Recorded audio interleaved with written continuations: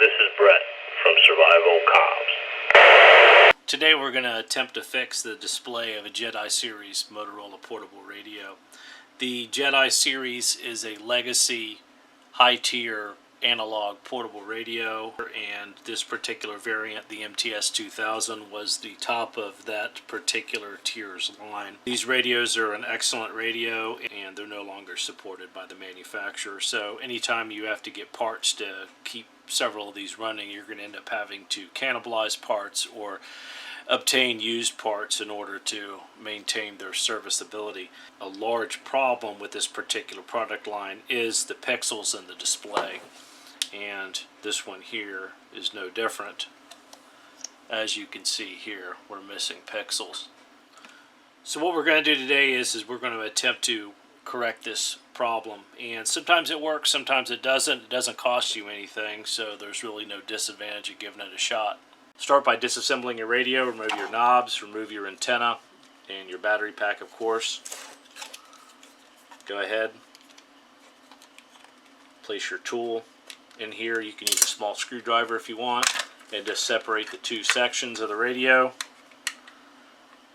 and using your fingernail, lift up that connector for that ribbon, and the radio is disassembled. Now, to disassemble our housing and remove the display from the housing, which is going to be what we're working on, turn the housing over. You'll see here there's a small metal clip that retains the speaker. We're going to get that out of the way first.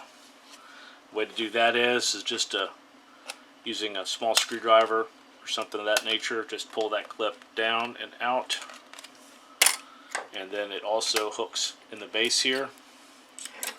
Get that out of the way, and now our speaker is free. Now in the housing, you have this circuit board here that has contacts on it that interfaces with the universal connector on the side of the radio, and it's just retained by a couple of plastic slots, and the universal connector itself places tension against it. So you just kind of work that up and out just like that, and once it comes free, you've got this rubber piece that's your microphone. You can go ahead and slide that out of the way. Now if you look where the housing mounts here, you have this side right here has these indexing tabs, and this side here has like retention tabs. And if you're looking at it from the back, this will be your left side. So what you want to do is, working from that side, you want to turn the housing over like this, and you want to take your thumbs and you want to just press down against these pins, and ultimately that board will come loose. And once it does, then you just lift it out, and your display is removed from the radio. A common problem affecting the displays in these particular radios is this ribbon cable right here and the glue that's used to secure it. So what we can do is we can take a hair dryer or a heat gun in this example here.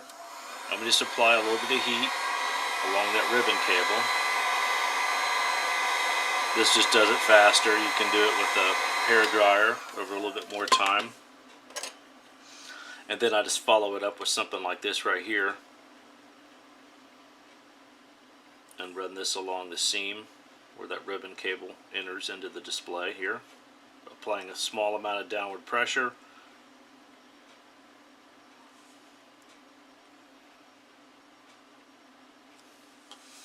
Then allowing it to cool.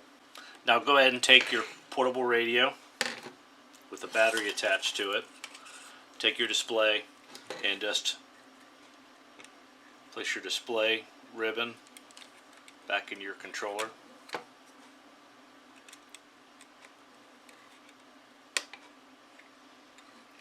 Now just flop over your display onto here and apply power and check your work. And as you can see, now our display is whole and we're not missing any pixels any longer.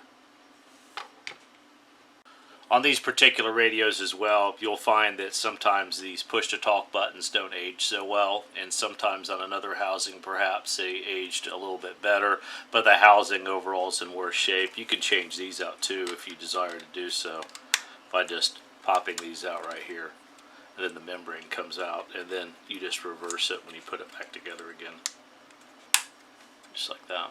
And we're going to reinstall our display into our housing, so make sure that your membrane and buttons are seated. You're going to go to the right side of the display, or the right side of the housing, place your display in, and then you'll just press it home like that.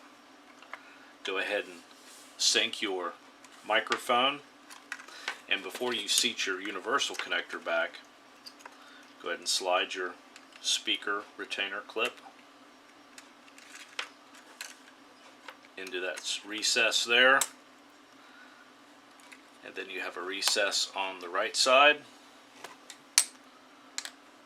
and make sure that you move it forward into its recess, and then the recess on the left side, bringing it down and pressing it home, and when it's in there correctly it'll look like that. And then there's a slot where you take your universal connector and you press it up against the pins and slide it home, just like that. Now we'll just go ahead and reassemble our radio. Just hold it in your hand and kind of keep that main seal squeezed against your hand, because sometimes it has a tendency to jump out of its recess. You'll see your ribbon cable that we've been working with here. Just go ahead and plug that into your controller. Press down, and that locks it in place. Now just take your housing and just scooping it in there like that, press it in and home, snap the radio together, and your radio is reassembled. So the next time you come across a box of these at the Hamfest for 20 bucks and they've got hosed displays on them, you may be able to restore them using this same procedure, and it doesn't cost you anything at all. I hope this helps. This is Brett from SurvivalComms. Till next time.